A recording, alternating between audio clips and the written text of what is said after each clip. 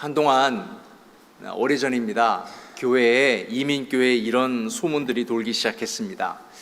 우리 교회에 신천지가 들어왔다라는 겁니다. 아마 우리 교회에도 그런 소식이 들렸을 거예요. 교회마다 비상이었습니다. 난리가 났습니다. 전쟁 아닌 전쟁이 아니었습니다. 그런데 또 그런 소식이 들리니까 교회가 함께 힘을 합하여서 기도하기 시작했습니다. 긴장했습니다. 이단이 들어와 우리 교회를 무너뜨리지 못하도록 온 교회가 힘을 합하여서 함께 기도했습니다. 그러고 보니 다윗이 골리앗 때문에 무너졌습니까? 다윗이 사울 때문에 무너졌습니까?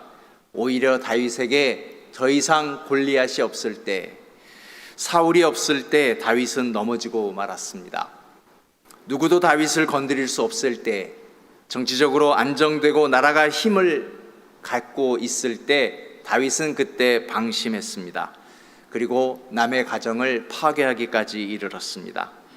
우리에게 있어서 골리앗은 그렇게 나쁜 것만은 아닌 듯 싶습니다. 늘 조심하면서 긴장의 끈을 놓지 말아야 되겠습니다. 이 땅의 그리스도인들은 우리는 하나님을 두려워하고 방심하지 말며 살아야만 합니다. 지금은 전쟁 중이기 때문에 그렇습니다. 그래서 요한계시록 2장 7절에 보면은 먼저 이 말씀이 우리에게 주어집니다. 귀 있는 자는 성령이 교회들에게 하시는 말씀을 들어라. 우리 교회, 나에게 들려줘야 할 메시지는 무엇인가 하면 이기는 그에게 하나님의 낙원에 있는 생명나무의 열매를 주어 먹게 하리라. 우리에게 하나님의 열매, 그 열매는 이기기 위해서, 왜냐하면 우리의 삶이 전쟁 중이기 때문에, 현재 우리는 싸움 중이기 때문에 그 싸움에 이기기 위하여서 생명나무의 열매를 먹을 수 있는 교회가 되어야 한다라고 하는 겁니다. 자, 그러면 지금이 전쟁 중이라면 우리는 어떻게 해야 할까요? 두말할 필요도 없이 전쟁 중에는 강해져야 합니다. 힘이 있어야 합니다. 약하면 어떻게 전쟁을 치를 수 있습니까? 그래서 성경 곳곳에 계속 강하여져라. 디모데 후서 2장 1절에도 내 아들아 그러므로 너는 그리스도 예수 안에 있는 은혜 가운데 강하고, 그리고 고린도전서 참 힘들고 어려웠던 교회입니다.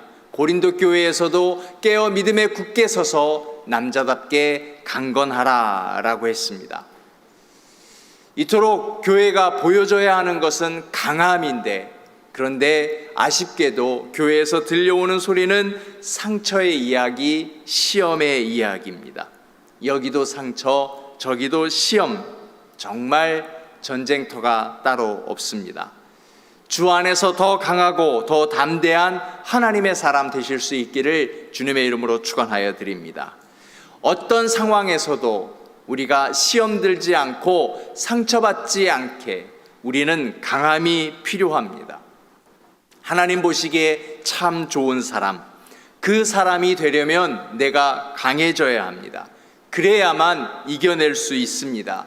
내가 약하여지면 다른 사람에게도 좋은 사람이 되지 못하는 것입니다. 자, 그러면 성경이 말하는 강함이 무엇일까요? 강함이란 로마서 12장에 이렇게 얘기합니다. 내 원수가 줄이거든 먹이고 목마르거든 마시게 하라. 그리함으로 내가 숯불을 그 머리에 쌓아 놓으리라. 먼저요, 숯불을 그 머리에 쌓아 놓는다 라고 하는 것은 따뜻함, 즉 품어주라 라고 하는 것입니다. 강함은 품어줍니다. 원수가 줄이거든 먹이고 목마르거든 마시게 하라. 누군가 먹지 못합니다. 그래서 먹을 것을 줄 수 있는 것, 또 입지 못하면, 마시지 못하면 물과 옷을 나누어 줄 수 있는 것, 우리 그것 할 수 있습니다. 그런데 성경은 전제되어져 있습니다. 원수가 줄이거든, 되게 미운 사람, 보기 싫은 사람, 그 사람이 마실 수 없고 먹을 수 없다면 줄 수 있는, 품어줄 수 있는 사람이 되라. 그 따뜻하게 품을 수 있는 능력, 그 강함이 악에게 지지 않고 선으로 악을 이길 수 있는 그 힘, 그것이 바로 품는다라고 하는 겁니다. 정말 어렵습니다. 성경이 우리에게 제시하는 것들은 하기 어려운 일들 뿐입니다. 그런데 여러분, 이 어려운 일을 할 수 있어야 강해질 수 있습니다. 전쟁에 이기기 위해서 강해져야 합니다. 강하려면 센 훈련을 할 수 있어야 합니다. 강하지 않으면 이 가르침을 따를 수 없습니다. 그래서 정말 우리 한미교회가 이제는 강하여지고 악을 이기고 사람을 품어주는 성숙한 교회 되었으면 좋겠습니다. 강한 사람은 태어나는 것이 아니라 훈련되어지는 겁니다. 강한 교회는 60년이 되었다고 해서 되어지는 것이 아니라 이제부터 우리가 센 훈련을 통하여서 강한 교회, 이기는 교회, 품어주는 교회가 되어야 하겠습니다. 그렇게 함께 동역하며 사역하는 교회, 그 교회가 바로 우리가 지키려는 교회인 것입니다. 우리는 살아가면서 내 삶에 가라지가 참 많이 있다, 잡초가 참 많이 있다라는 것을 발견합니다. 자, 그러면 가라지에 대한 시각, 우리가 어떤 관점에서 바라봐야 하는가, 이것이 먼저 필요합니다. 먼저 가라지는 언제 보이는가 하면 내 눈이 밝아지면, 즉 우리가 쓰는 이야기로 우리가 소위 은혜 받고 말씀에 대한 깨달음이 있고 또 기도하다 보면 내 삶에 참 가라지가 많구나, 이것을 발견하게 됩니다. 마태복음 13장 26절입니다. 싹이 나고 결실할 때에 내 삶의 열매가 맺히고 신앙생활이 기쁩니다. 뭔가 막 하고 싶을 때에, 은혜 받을 때에, 참 좋을 때에 우리 눈에 보이는 것은 가라지도 함께 보이는 겁니다. 자, 우리 교회가 막 일어서려 하고 교회가 정말 흥이 나고 은혜가 넘칠 때 우리 각자의 눈에 보이는 것은 무엇인가 하면 우리 교회 안에 있는 가라지가 보이게 된다라고 하는 겁니다. 자, 가라지가 눈에 띕니다. 그러면 우리 안에는 어떤 마음이 생길까요? 뽑아야 되겠다, 빨리 없애야 되겠다라고 하는 것입니다. 뽑고 싶은 충동과 가라지를 뽑아야 한다는 사명이 우리 가운데 막 일어나기 시작합니다. 그래서 27절, 28절 보면 이렇습니다. 밭에 좋은 씨를 뿌리지 아니하였습니까? 그런데 가라지가 난단 말입니다. 우리 교회 지금처럼 정말 좋은데 가라지가 보이기 시작합니다. 그래서 주인이 얘기합니다. 원수가, 악한 마귀가 이렇게 하였구나. 종들이 말하되 그러면 우리가 가서 뽑겠습니다. 눈에 보이는 가라지 뽑고 싶은 마음이 생기고 이것이 우리의 사명인 것처럼 착각이 들 때가 있다라고 하는 겁니다. 자, 그런데 그러다가 가라지를 뽑으려다가 우리는 큰 어려움, 실수에 빠지게 됩니다. 먼저 가라지는 왜 생기는가 봐야 합니다. 앞부분으로 더 올라가면 25절에 사람들이 잘 때 원수가 와서 곡식 가운데 가라지를 덧뿌리고 갔다. 사람들이 잤다라고 합니다. 원인 제공자는 납니다. 내가 잤기 때문에, 내가 방심하고 있었기 때문에. 전쟁에서 절대 하지 말아야 할 것은 방심입니다. 잠을 잔 것입니다. 내가 잠을 잔 거기 때문에, 내가 넋을 놓고 있었기 때문에, 기도하지 않아도 일이 잘 되기 때문에, 우리가 열심으로 사역하지 않았음에도 교회가 부흥하고 있기 때문에, 내가 감정적으로 또 내가 충동적으로 살아갈 때에 마귀는 우리들의 삶에, 우리들의 공동체에 가라지를 뿌려놓은 것입니다. 어쩌면 지금도 사탄은 우리 공동체에 가라지를 뿌리고 있을지 모르겠습니다. 그래서 가라지의 특성이 있습니다. 뽑는다고 없어지는 것이 아닙니다. 가라지는 인정하는 것입니다. 가라지를 뽑겠다고 아우성치면 이미 누리고 있는 은사와 축복까지 다 뽑혀버릴 수가 있는 겁니다. 우리는 가라지를 인정해야 하는 것입니다. 그래서 주님께서는 뭐라 말씀하셨는가? 주인이 이르되 가만두라. 가라지를 뽑다가 곡식까지 뽑을까 염려하노라. 우리가 하는 전쟁은요, 가라지를 뽑는 전쟁이 아닙니다. 가라지를 적게 하는 전쟁입니다. 여행을 가려면 짐을 가볍게 해야 하지요. 가라지를 줄여야 인생의 여정을 잘할 수 있습니다. 가라지는 우리의 짐입니다. 하나님 앞까지 지고 가야 할 짐입니다. 그래서 그 짐을 가볍게 하는 것이 지혜입니다. 사랑하는 여러분, 여러분에게 가라지보다 알곡이 더 많기를 주님의 이름으로 축원합니다. 그래서 이제 우리의 밭에, 우리의 가정과 우리 교회에 가라지가 있을 때 그것을 뽑지 아니하고 어떻게 줄이느냐, 어떻게 적게 하느냐, 이것이 우리의 싸움입니다.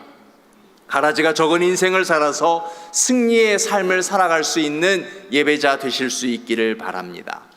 그리고 또 하나, 가라지를 뽑지 말라는 말씀의 의미를 하나 더 살펴봅니다. 가라지는 제거의 대상이 아니라 인내의 대상이기 때문에 그렇습니다. 그래서 우리는 참으면서, 품으면서, 우리의 강함은 품는 것에 있으니까, 싸움은 이기는 것은 품는 것이니까 인내하며 품으라 라고 하는 것입니다. 그냥 품을 수 있습니까? 내 힘으로 품을 수 없습니다. 자꾸만 감정이 올라오잖아요.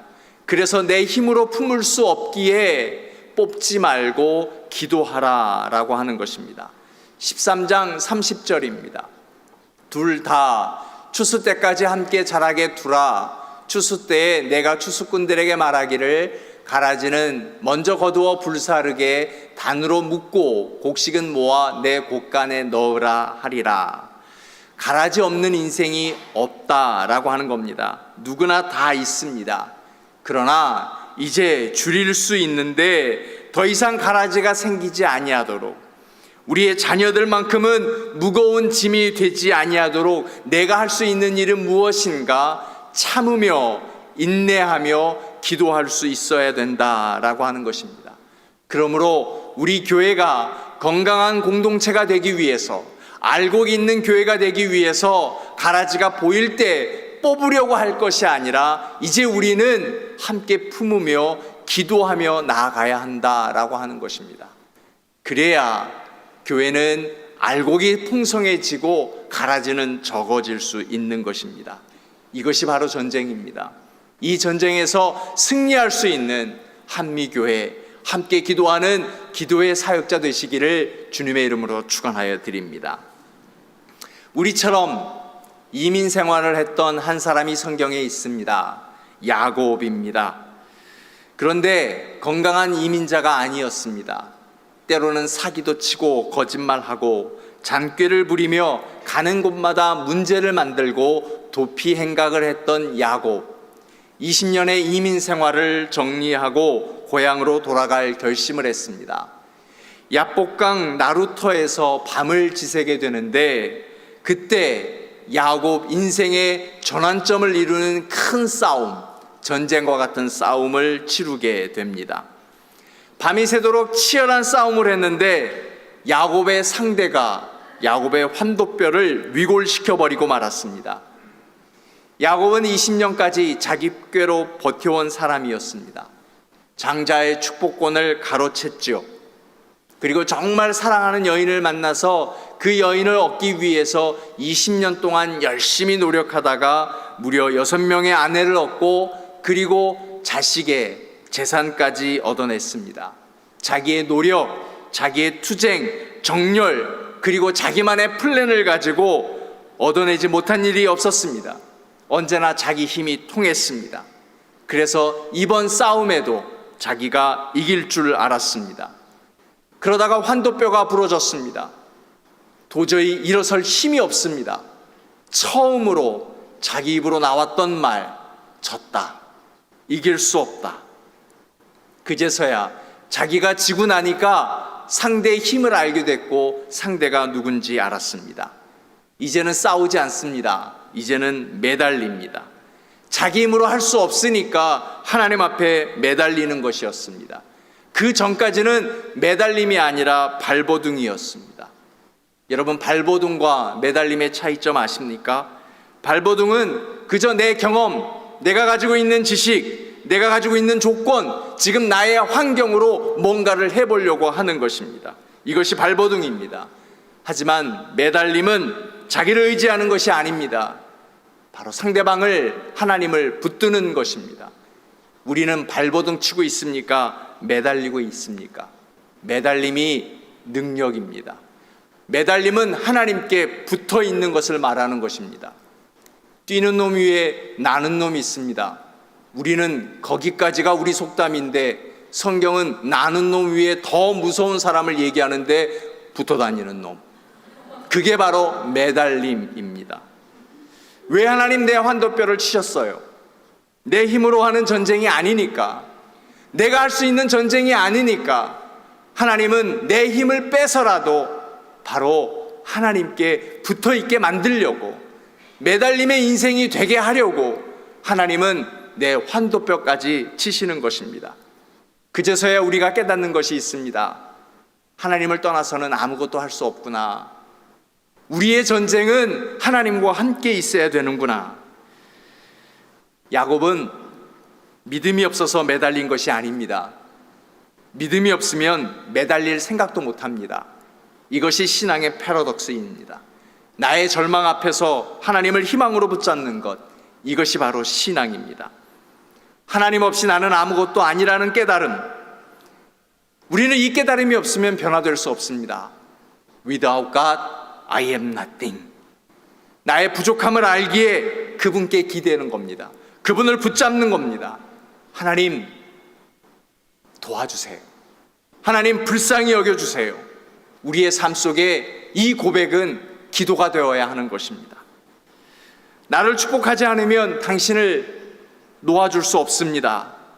매달릴 때 야곱이 했던 고백입니다. 그래서 하나님이 묻습니다. 내 이름이 무엇이냐?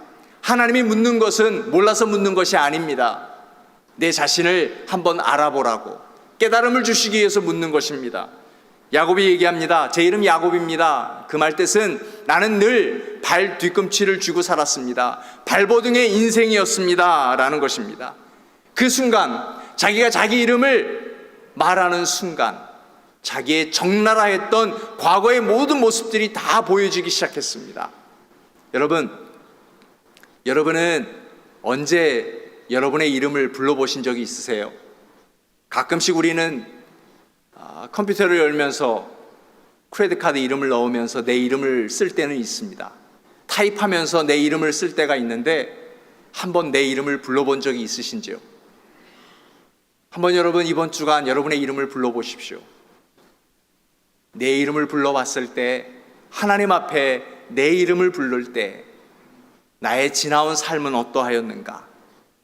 그래서 하나님은 물었던 거예요. 몰라서 물은 것이 아니었어요. 네 이름이 무엇이냐? 예, 제 이름 야곱입니다. 평생에 자기 스스로 몇 번이나 자기 이름을 불러봤을까요? 야곱이라고 부르는 순간 그 발버둥의 인생이 주마등처럼 야곱의 머릿속에 흘러갔을 것입니다. 하나님은 그것을 보시고 이름을 고쳐주셨습니다. 자기 목적을 위해서 살았던 그 야곱, 그래서 발버둥 쳤던 그 야곱에게 이제 너 야곱 아니야, 이스라엘이야. 하나님이 다스린다라는 겁니다. 내가 너를 붙들겠다. 내가 너를 이끌어 가겠다. 내가 너를 드라이브 하겠다라고 하는 겁니다. 싸움이 끝났습니다.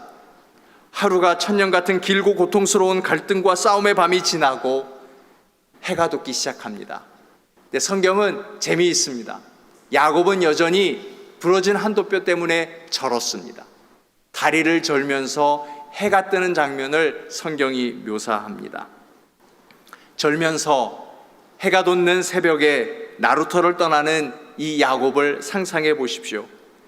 어젯밤의 고민이 고민일까요? 형 에서가 아직까지 두려움일까요? 문제가 문제일까요? 아니요. 나루터를 떠나는 야곱, 절지만 해가 뜨고 있는 그의 삶 앞에는 하나님의 빛이 비춰주고 있는 겁니다. 성경은 얘기하지 않지만 우리는 상상할 수 있습니다. 야곱은 이렇게 얘기했을 거예요. 하나님, 저 잘 치셨어요. Thanks, Father. 이것이 바로 야곱의 고백이었을 것입니다. 그런데 여러분, 이 말씀을 전하면서 저는 욕심이 생기는 거예요. 절면서 새 사람 되는 사람도 있지만 절기 전에 새 사람을 시작할 수 있는 겁니다. 사랑하는 여러분, 우리 한미교회 예배자는 절면서 새 사람을 시작하는 것이 아니라 절기 전에 새 삶을 시작할 수 있는 예배자 되시기를 주님의 이름으로 축원하여 드립니다. 야곱보다 더 큰 복을 누리실 수 있기를 바랍니다. 절지 않아도 찬양할 수 있는 사람 되십시오. 부러지지 않아도 하나님을 기쁘시게 해드릴 수 있는 사람 되십시오. 그래서 우리도 나루터로 가십시다. 하나님은 우리를 야복강 앞에 세우실 때가 있습니다. 그 강에 비친 나의 모습을 보라고요. 그래서 야복이라는 말은 내 자신을 비운다라는 뜻입니다. 하나님 앞에 내 경험을 내려놓고 우리의 자신을 내려놓고 60년의 역사를 한번 비워놓고 이제 하나님, 우리 앞에 놓여있는 이 전쟁, 이 싸움에서 우리는 품겠습니다. 하나님 앞에 나아가겠습니다. 절더라도 하나님 찬양하겠습니다. 그러나 절기 전에 하나님이 기뻐하시는 인생, 기뻐하는 교회 되겠습니다. 이것이 우리의 고백이 되었으면 좋겠습니다. 이제 속 시원히 하나님을 알았습니다. 전쟁과 같은 이 세상 속에 오직 하나님만을 의지하겠습니다. 하나님이 원하시는 고백, 하나님이 듣고자 하는 이야기는 바로 이 기도 소리인 것입니다. 하나님, 다리를 절더라도 저는 하나님을 찬양하겠습니다. 나루터에 일어나서 하나님 앞에 감사하는 인생 되겠습니다. 하나님 앞에 두 손 들며 이 전쟁에서 내가 포기하며 하나님 앞에 나아갈 때 하나님은 승리를 허락하여 주실 줄로 믿습니다. 비로소 하나님을 아니까 자기의 문제를 알았습니다. 자기 인생의 문제는 형 에서인 줄 알았는데 아니요, 하나님과의 나와의 문제였습니다. 우리의 문제가 그래요. 우리의 문제는 다른 것에 있는 것이 아닙니다. 하나님과의 나와의 문제, 그 문제만 해결되면 전쟁과 같은 이 세상에서 우리는 강하여질 줄로 믿습니다. 하나님을 붙들게 될 때 내가 새로워지니까, 하나님을 붙들게 될 때 비로소 우리가 힘을 얻으니까 우리는 하나님의 사람이 될 수 있었던 것입니다. 그 문제가 해결되니까 형 에서가 두 팔 벌리며 야곱을 안아주었던 것입니다. 하나님과 나 사이에 바른 관계가 맺어질 때 환경은, 상황은 저절로 내 편이 되는 놀라운 기적을 보게 될 줄로 믿습니다. 이 드라마는 성경에서 끝나는 것이 아니라 오늘 여전히 우리의 삶에 이어지는 것입니다. 8월 마지막 주일을 지나고 이제 9월로 나아갑니다. 이제 한 분기, 2024년도 한 분기 남았습니다. 사랑하는 여러분, 부디 이 좋은 드라마를 성경에서 끝내버리지 말고 우리의 삶에서 살아내는 그런 기적의 주인공 되실 수 있기를 주님의 이름으로 축원하여 드립니다. 참 좋으신 하나님, 하나님은 때때로 우리를 야복강 안에서 우리의 모습을 비춰주십니다. 하나님, 나의 모든 문제, 나의 욕심, 그리고 나의 절망도 하나님 앞에 내려놓게 하여 주옵소서. 그리고 믿음으로 하나님을 붙듭니다. 하나님, 이제 우리의 이름이 바뀌는 역사가 일어나게 하여 주옵소서. 하나님이 나를 다스리는 이스라엘이 되게 하여 주옵소서. 이제는 발버둥의 인생이 아닙니다. 하나님 앞에 매달립니다. 전쟁과 같은 치열한 싸움이 있는 이때에 하나님, 넓은 품을 허락하여 주셔서 원수까지 먹이고 또 목마를 때 마실 수 있는 그 능력, 그 힘, 그 강한 힘을 저희들에게 허락하여 주시고 우리 교회가 그러한 교회 되어서 품을 수 있는 교회, 그래서 이 세상에서 능히 승리하고 싸울 수 있고 이길 수 있는 그런 한미교회 되게 하여 주옵소서. 우리가 살아가는 이 세상 치열한 싸움이 있지만 이제 우리는 하나님과 날마다 승리의 찬송이 있는 저희들 되게 하여 주옵소서. 하나님 구합니다. 우리는 야곱보다 더 큰 복을 구합니다. 절지 않아도, 부러지지 않아도 찬양하며 하나님 앞에 메어 달리며 동행할 수 있는 교회와 인생 되게 하여 주옵소서. 예수님의 이름으로 기도드립니다. 아멘.